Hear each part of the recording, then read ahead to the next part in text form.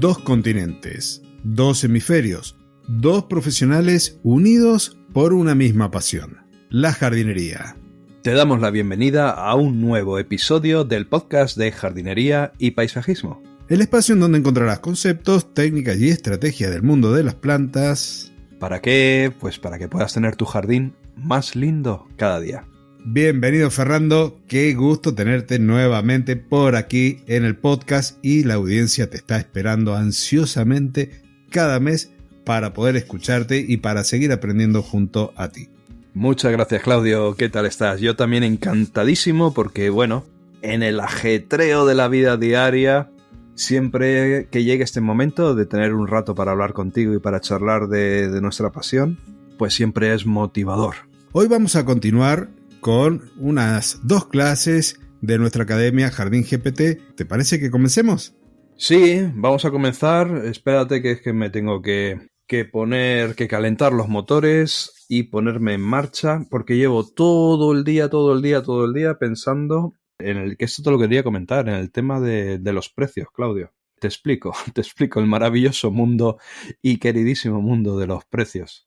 Hemos dado presupuesto a un cliente habitual y hemos dado un presupuesto acorde a las tarifas, acorde a los registros que nosotros teníamos de un trabajo similar que se hizo en el pasado. Nosotros lo registramos absolutamente todo cada vez que hacemos un trabajo. Anotamos cuánto tiempo se tarda, todos los factores que puedan intervenir en una posterior elaboración del presupuesto. Y tenemos una tarifa ahora, que una empresa que trabaja de forma legal, con los trabajadores asegurados y con todos sus derechos, pues hay una cifra de la que no puedes bajar, porque hay unos costes fijos altos. Entonces le hemos presentado presupuesto y llevo todo el día dándole vueltas a este tema porque le dio por pedir una segunda opinión a otro profesional y el precio era muchísimo más barato, pero muchísimo más barato. Y estas situaciones, ¿cómo las barajas tú, Claudio, estos temas?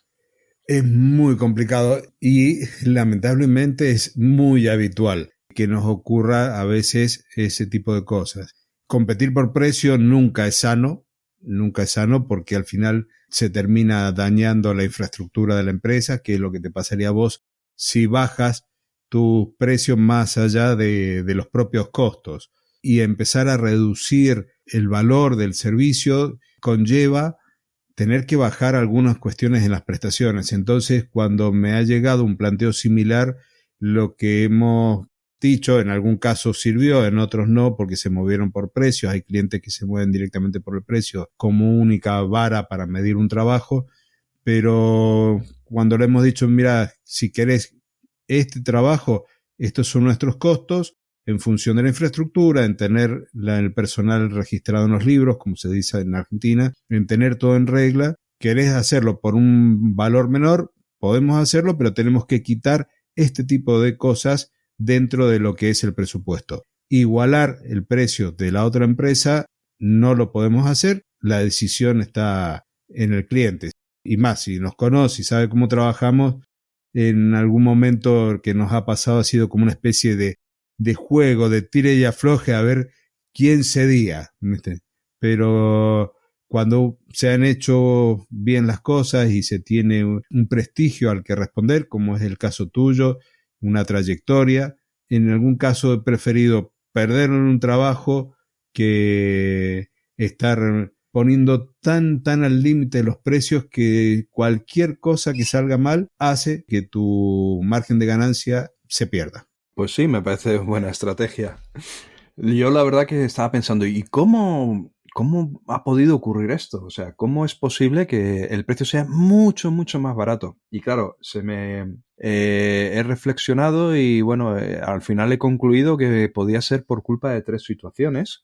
Una es que la empresa o la persona que ha dado ese precio mucho más barato esté súper, hiper, mega especializado en ese trabajo. Quiero decir, una empresa de jardinería hace muchísimas cosas, ¿no? Instala un riego, poda un seto, siembra un césped, monta una pérgola de madera, instala césped artificial. O sea, son muchísimas cosas. El abanico es muy grande. Entonces, quizás otra persona, otra empresa que esté muy especializada, que solo haga una cosa, puede llegar a conseguir optimizar los procesos tantísimo como para dar un precio mucho más barato, ¿no?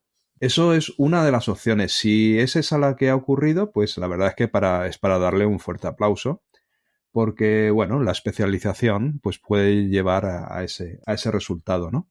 Pero luego las otras dos me preocupan bastante, porque puede ser la segunda, que es que se hayan equivocado al calcular el coste del trabajo, lo cual me preocuparía muchísimo, porque, bueno, luego van a hacer el trabajo prácticamente sin beneficio. O la tercera también me preocupa muchísimo, y es que no tengan trabajo y estén dispuestos a trabajar por cualquier precio con tal de no quedarse como aquel que dice en casa viendo la televisión, ¿no? Entonces, bueno, son esas circunstancias que me llevan todo el día preocupando y te las quería comentar. Sí, acá hay una alternativa extra, que es la que no se está trabajando con todas las mismas reglas de juego, que es lo que nos pasa habitualmente. O sea, hay muchas empresas constituidas por la misma familia, con lo cual no tienen todas las cargas sociales, no hacen todos los aportes, o a lo mejor no se facturan algunos elementos, y de esa forma se manejan por ahí los costos, que es la variable más frecuente aquí. Personas que están haciendo un trabajo más alejada de las cuestiones que uno hace, de tener el personal en regla con sus vacaciones, su obra social, sus aportes jubilatorios, sus seguros, y eso hace la diferencia aquí mucho en el precio. Muy bien, pues hasta aquí el maravilloso mundo de los precios y los trabajos, y pasamos entonces ahora ya sí, después de tratar el tema de la semana, a las clases de Jardín GPT, la academia de audiocursos que encontramos en jardingpt.com y cuya misión es, mediante clases en audio, llevar a la oreja, al oído de cualquiera, todo el conocimiento necesario para convertirse en un buen aficionado a la jardinería, en un buen profesional a la jardinería. De una forma muy cómoda, con audios, porque de esta manera, mientras haces otras cosas, pues mira, puedes ir aprendiendo. Todo dentro de una web, ¿verdad, Claudio? Así es, todo dentro de una web, también dentro de un canal de Telegram, y dentro de algún tiempo tenemos una increíble novedad, por lo menos es algo soñado para nosotros, pero lo vamos a dejar posiblemente para el episodio del mes que viene. No sé si te parece que dejemos esa gran interrogante por ahí. Sí, bueno, puedes dar la primera letra, la inicial de pista. Empieza con A. Muy bien, hasta ahí. Hasta ahí. Bueno, ya tenemos entonces los profesores ahí esperándonos para dar su clase. Comenzamos por la primera, que habla de la optimización de la intensidad de riego, y esta es del curso de riego de jardines. Vamos allá. Optimización de la intensidad de riego. La manera en que aplicamos agua a nuestro jardín es crucial para garantizar que las plantas reciban la cantidad adecuada sin desperdiciar el recurso. La intensidad con la que regamos puede determinar si el agua se infiltra adecuadamente en el suelo o si, por el contrario, termina en escorrentías y formando charcos, especialmente en áreas bajas. Para asegurarnos de que el agua se distribuya de manera uniforme, es esencial considerar la capacidad de infiltración del suelo, es decir, cuánto agua puede absorber en un período determinado. Si regamos demasiado rápido, excederemos esta capacidad, y el agua simplemente fluirá por la superficie. Una técnica recomendada es el riego intermitente. En lugar de suministrar toda el agua de una vez, se fracciona en intervalos, permitiendo que el suelo absorba el agua entre un ciclo y otro. Además, prácticas como el pinchado y escarificado del terreno pueden mejorar la infiltración. Herramientas modernas, como programas de gestión de riego, ofrecen opciones como ciclo remojo, que fracciona el riego en diferentes ciclos con pausas entre ellos. Hay diversos factores que influyen en la capacidad de infiltración de un suelo. Textura del suelo. Los suelos arenosos, de textura gruesa, permiten una infiltración más rápida que los suelos arcillosos, de textura fina. Densidad y compactación del césped. Presencia de sustancias hidrófobas. Las sustancias hidrófobas en el suelo de un césped son materiales que repelen el agua en lugar de absorberla. Estas sustancias pueden causar problemas en la gestión del riego ya que dificultan la penetración uniforme del agua en el suelo, lo que puede llevar a la formación de parches secos o áreas que no reciben suficiente humedad. Algunos ejemplos de estas sustancias o condiciones en el suelo del césped incluyen Materia orgánica descompuesta. A medida que ciertos materiales orgánicos se descomponen en el suelo, pueden formar una capa hidrófoba en la superficie del suelo o a nivel subsuperficial. Hongos. Algunos hongos del suelo, en particular aquellos que descomponen la materia orgánica, pueden secretar compuestos hidrófobos. Estos compuestos pueden recubrir las partículas del suelo y hacerlas repelentes al agua. Incendios. Las áreas que han experimentado incendios pueden desarrollar una capa hidrófoba. Cuando la materia orgánica se quema, puede dejar compuestos que repelen el agua en la superficie del suelo. Resinas de plantas. Algunas plantas exudan resinas o aceites que pueden ser hidrófobos y afectar la capacidad del suelo circundante para absorber agua. Compuestos de larga cadena. Estos compuestos, que pueden estar presentes en algunos aditivos o contaminantes del suelo, pueden ser hidrófobos y repeler el agua. Por tanto, al diseñar o adaptar un sistema de riego, es fundamental tener en cuenta estas características para elegir aspersores adecuados y el tiempo necesario para regar de manera eficiente. Riego ligero. ¿Cuándo y por qué? El riego ligero, a menudo referido como una vuelta de aspersor, implica aplicar pequeñas cantidades de agua. Se usa principalmente para corregir deficiencias de agua, en suelos que tienden a secarse rápidamente o con plantas de raíces poco profundas. Combatir altas temperaturas. Un riego ligero durante las horas pico de calor puede bajar la temperatura superficial del césped, evitando daños. Funciones adicionales, como eliminar la escarcha matutina, lavar el rocío o las sustancias expulsadas por las plantas a través de la gutación. La gutación es cuando las plantas exudan agua con nutrientes, lo que puede atraer patógenos en condiciones de alta humedad. Labores culturales. Disolver fertilizantes solubles. Establecimiento del césped. Mantener húmedo el suelo hasta que las plantas desarrollen un sistema radicular robusto. Este tipo de riego es crucial en momentos donde las plantas están recuperándose de daños o enfermedades y su capacidad de absorción es limitada. Bueno, esta clase de Lucía a mí me ha gustado mucho, especialmente por un motivo. Y es que, bueno, los oyentes que ya nos lleven escuchando tiempo ya nos habrán, nos habrán escuchado repetir varias veces que los riegos, tanto de césped como de plantas, en este caso es el curso de césped, pero también puede ser para el tema de las plantas, los riegos profundos, los riegos más largos en el tiempo, siempre son mucho más recomendables, porque al penetrar más en el suelo, lo que conseguimos es llegar con la humedad a zonas más profundas del terreno, y eso luego va a obligar, si espaciamos los riegos, claro, lo suficiente, va a obligar a que las raíces, tanto de plantas como de césped, profundicen más en busca de esa humedad. De esta forma conseguimos que luego sean mucho más resistentes a la sequía. Esto es una práctica o un conocimiento que quizás ya todos tenemos muy aprendido. Y esto es lo que me ha gustado de esta clase, que estamos trabajando con la naturaleza, estamos trabajando con plantas, con seres vivos. Aquí, en este terreno, las cosas no son 2 más 2. Es igual que con las personas. No hay una regla fija, todo depende un poquito de cada planta, de cada jardín, de cada situación. Y justamente es lo que nos dice Lucía en esta clase, que hay a veces condiciones del terreno, del jardín, que sí que aconsejan riegos cortitos, incluso dividir un riego largo en varios riegos cortitos.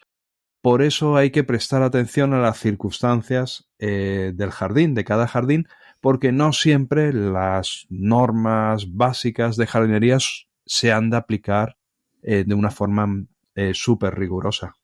Vos sabés que cuando veía la clase esta, o la escuchaba mejor dicho, me trajo a la mente con esto de los riegos intermitentes y del ciclo /remojo del suelo.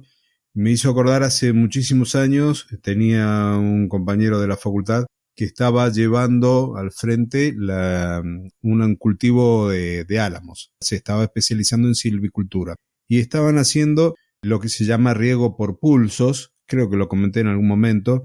El riego es por acequias y lo que se hacía, se entregaba una pequeña cantidad de agua para que el suelo entrara en la primera parte del surco en capacidad de campo, y después iban dando cada vez un poquito más de tiempo en estos ciclos de riego intermitente y esto permitía que el agua penetrara a lo largo del surco, que podía tener 100 metros, más o menos parejo en todo el largo. Si no, si le daban, por ejemplo, media hora que pasara el agua por esa pequeña acequia, al principio tendrían a lo mejor humedad hasta el metro y al final del surco tendrían humedad en los primeros 20 centímetros.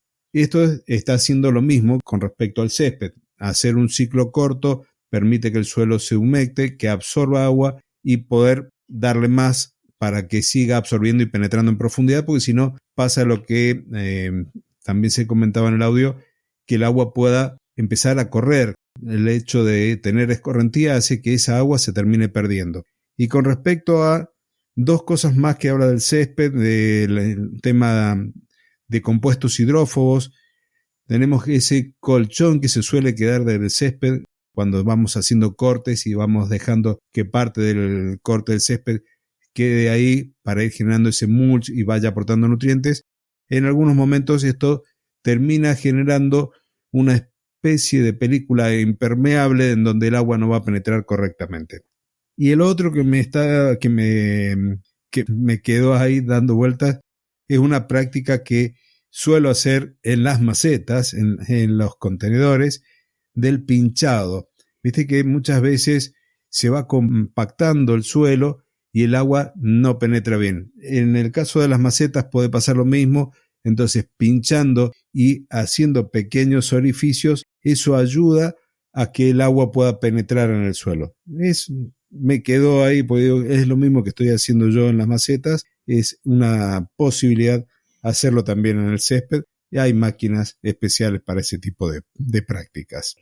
También es bonito que en la clase también aprendemos dos palabras no habituales, dos palabras raras, que digo yo, pero es bonito ir aprendiendo ciertas palabras y ir quedándonos con la copla, ya que Lucía nos comenta que hay sustancias que son hidrófobas. Esta palabra normalmente pues no está en el vocabulario normal de los aficionados a la jardinería, pero es interesante conocer que se llaman así, hidrófobas, las sustancias que repelen el agua, que como tú bien decías, muchas veces vienen originadas por la descomposición de materia orgánica, que es lo que ocurre en el mulching del césped, ¿no? Que eso luego lo solucionamos con el escarificado. Y también habla, cuando está hablando del riego ligero, también nos comenta otra palabra que es la gutación, una palabra que quizás no habíamos oído nunca.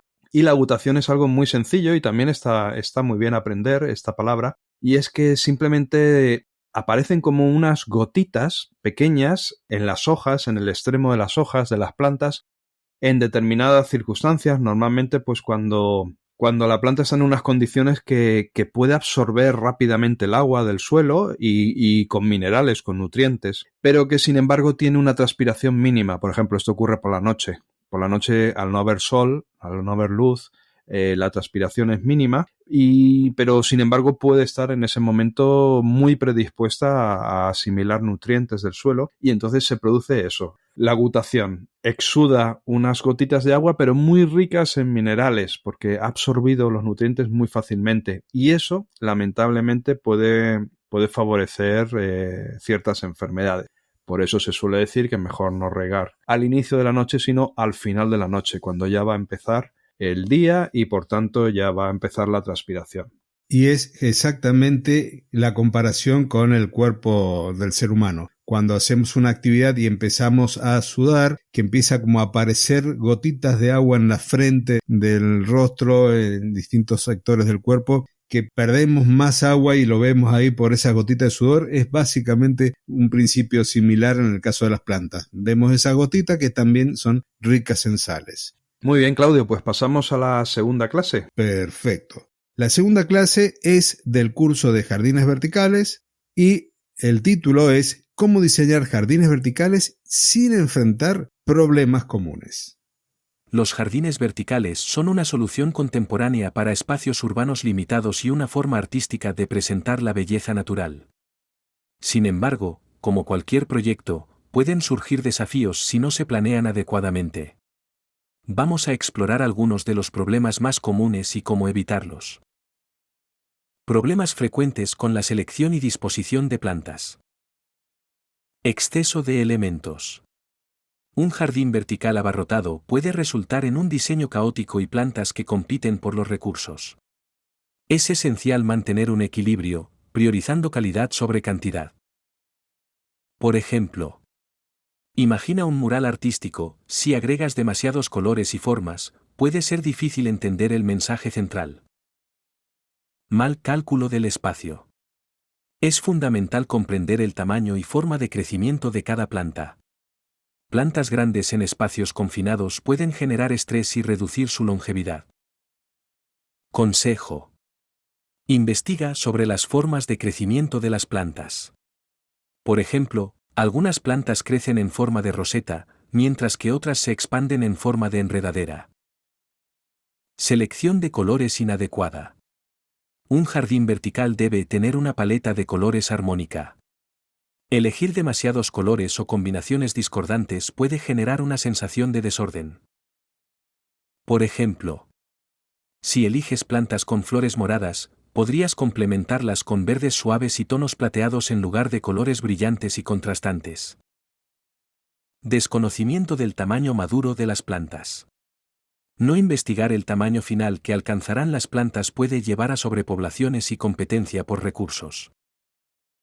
Consejo. Antes de plantar, investiga el tamaño y hábitos de crecimiento de cada especie. Por ejemplo, algunas plantas pueden crecer verticalmente, mientras que otras tienden a expandirse en anchura. Desafíos asociados con sistemas de riego. Dimensionamiento inadecuado. Es crucial diseñar un sistema que atienda las necesidades hídricas específicas de cada planta. Un riego insuficiente o excesivo puede ser perjudicial. Roturas y fugas. Un sistema de riego defectuoso no solo puede dañar las plantas sino también la infraestructura del edificio o espacio donde se encuentre. Es esencial realizar mantenimientos periódicos y asegurarse de que los materiales usados sean de calidad. Recomendación. Desde el inicio del proyecto, es vital considerar estos desafíos y planificar en consecuencia. Una buena investigación y planificación pueden hacer la diferencia entre un jardín vertical floreciente y uno que enfrenta problemas constantes. El curso de diseño de jardines, la verdad que es un curso muy bonito. Me alegro mucho que ya esté iniciado en la academia y porque es al que pertenece esta clase. Y la verdad es que es un mundo maravilloso el de los jardines verticales. Yo sinceramente en la zona en la que vivo y trabajo, digamos que es más, a nivel de jardinería y paisajismo, es más horizontal que vertical. Porque vivo en una zona turística, cerca de la playa, donde las casas, pues las parcelas son grandes, 1.500 metros cuadrados, 2.000 metros cuadrados. Entonces hay tanto terreno para hacer jardín en horizontal, el típico jardín, acompañado de una piscina, etcétera, que es difícil que un cliente, una persona, se plantee también a jardinar paredes y a jardinar de forma vertical. Es más complicado. Esto es más sencillo en las ciudades, donde es inexistente o muy limitado ese jardín horizontal y entonces ya sí que se plantea el tema de subir en vertical con verde. Pero bueno, sí que he montado algunos jardines verticales pequeñitos y es apasionante, es apasionante. Me acuerdo cuando empecé a montarlos que compañeros de profesión, la primera pregunta que se hacían era, pero bueno, ¿qué plantas se pueden poner en un jardín vertical? Y es que quizás es una pregunta que nos hacemos todos y la respuesta es súper sencilla. Cualquier planta que pueda vivir en una maceta puede vivir en un jardín vertical. Cualquiera. El tema, y es lo que aquí nos comenta el profesor, es que hay que conocer las plantas. Hay que saber cómo crecen, cuáles son sus necesidades. Es fundamental eso para que el jardín vertical te quede bonito, no cuando lo haces, que cuando lo haces seguro que va a quedar precioso, sino al cabo de 1 o 2 años, cuando ya ha crecido y se ha desarrollado y ahí ya se va a ver si fue bien pensado o no. También comenta un par de cosas aquí el profesor y básicamente está haciendo alusión a los jardines verticales de sustrato, aquellos que tienen ya sea un sustrato a base, por ejemplo, de tierra o de musgo o de fibra de coco, más que a los sistemas de base hidropónica. Con respecto a la paleta de colores que uno utiliza, es más o menos lo que termina siendo en un jardín horizontal, tratando de no abarrotar el jardín de plantas, que quede algo sumamente confuso, sino como ir creando un cuadro, ir pintando con las plantas a través de los colores de sus hojas, de las texturas, de las floraciones e incluso también quizás de las necesidades de sol. Uno puede trabajar en un jardín vertical donde tiene zonas muy iluminadas y en otras con sombra parcial, y entonces juega con los colores, juega con las plantas, pero para ello, como decís vos, Fernando, hay que conocerlas, hay que conocer también las necesidades y hay que conocer el tamaño final. Y con respecto al riego, hay mucho para hablar de este tema, porque excedernos en el riego nos puede llevar a tener problemas de humedad, pero también a la pérdida de nutrientes para las plantas. Tener un jardín vertical de grandes dimensiones implica que vayamos colocando ciertos sensores, porque si hay sectores en donde por alguna razón se obstruyó el sistema de riego o se rompió, que nos salten alarmas para evitar que el jardín se seque. Tenemos que tener presente que las plantas están como contenidas en macetas pequeñas. Por lo tanto, ese sustrato, una vez que se regó durante poco tiempo, va a retener esa humedad porque la planta va creciendo y el espacio es confinado. Entonces, conocer nuestras plantas, conocer el sistema de riego, ir previendo posibles roturas o saber cuáles son los cuellos de botellas que tiene el jardín vertical que estamos haciendo es importante para poder asegurar una vida útil o una larga vida a ese jardín vertical. Hacer un jardín vertical pequeñito, podemos llegar a decir que es bastante sencillo y además yo lo recomiendo. Recomiendo que os animéis todos si podéis, a montar un pequeño jardín vertical, porque la verdad que es una experiencia muy bonita. Pero un jardín vertical grande, el que se nos viene a la cabeza, la fachada de un edificio, pues no es tan sencillo, ¿eh? Tiene su miga, aunque seamos tú, Claudio, y yo, personas experimentadas en el mundo de la jardinería, a nivel de que llevamos muchos años. No es tan sencillo porque, bueno, hasta cierto punto, si conoces bien las plantas y su desarrollo, sí que puedes llegar a crear una bonita paleta de colores, ¿no? Con sentido y que no esté muy abarrotada. Pero es que luego entra el factor del riego. Estos recipientes, vamos a visualizar un jardín vertical. Lo más sencillo es que sean unas bolsitas de un material filtrante para que la raíz no se pudra, no quede almacenado el agua del riego o de la lluvia. Entonces, esas macetitas, esas bolsitas, cuando son regadas, drenan y el agua sobrante le cae a la planta que hay debajo, a la bolsita que hay debajo, y así sucesivamente. ¿Qué significa esto? Que las que están inmediatamente al lado del tubo del riego reciben, digamos, una dosis de riego. Pero las que están en niveles inferiores, si por ejemplo las líneas de riego se colocan, las tuberías de riego se colocan cada 3 o 4 líneas de bolsitas, de macetitas, las que están inferiores ya están recibiendo solo lo que le sobra a la maceta que había arriba, no sé si me explico. Y la tercera ya solo recibe lo que le sobra a la primera y a la segunda. Y claro, entonces ya empieza a haber desajustes en el riego. Y las propias plantas, por su propia naturaleza, como las hemos mezclado para crear una paleta de colores bonitas, también tienen necesidades distintas. O sea que no lo veo nada sencillo. Crear un jardín vertical grande, perfecto. Ahora, pequeño sí que lo veo sencillo y lo recomiendo. De hecho, tenés algunos videos en tu canal de YouTube mostrando cómo se construye un jardín vertical. Sí, correcto. El que esté interesado en construir uno pequeñito, en personalgardenshopper.es, en el apartado de videoconsejos, ahí se puede llegar a encontrar el de jardines verticales, que es bonito y es sencillo, ¿eh? Y recomendable. Muchas gracias por el momento de spam. El momento de spam. Y bueno, ya hablando de spam, no podemos dejar de comentar el hecho de que visiten tu canal de YouTube, de que visiten el mío, de que se suscriban a nuestros boletines de noticias o de novedades y que además esto que estamos haciendo, que estamos compartiendo estas clases de Jardín GPT, que vayan a la página web, que curioseen un poco lo que hay allí. Hay un nivel de suscripción gratuito como para que puedan conocer un poco del interior de la academia, pero también tenemos otros niveles de suscripción donde incluso se acceden a los propios textos de las clases y pueden armar sus apuntes a partir de ello. Así que visitar jardingpt.com es una recomendación. Muy buena recomendación, Claudio. Sí, la verdad que es muy interesante. Empezamos al inicio con un precio muy baratito porque queríamos que no hubiera excusa.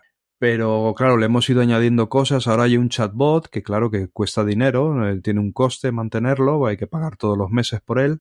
El chatbot significa que es como un profesor virtual que se le han introducido todos los cursos publicados hasta el momento, toda la información.